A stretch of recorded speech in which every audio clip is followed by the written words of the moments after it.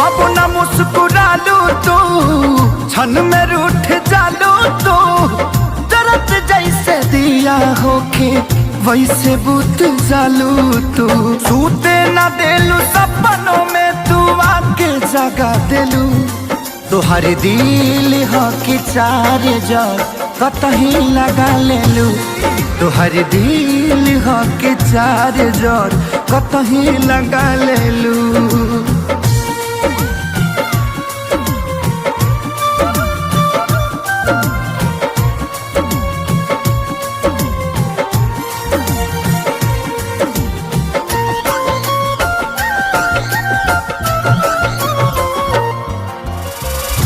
दिलिया दिमाग में बसलू अभिषेक तिवारी के।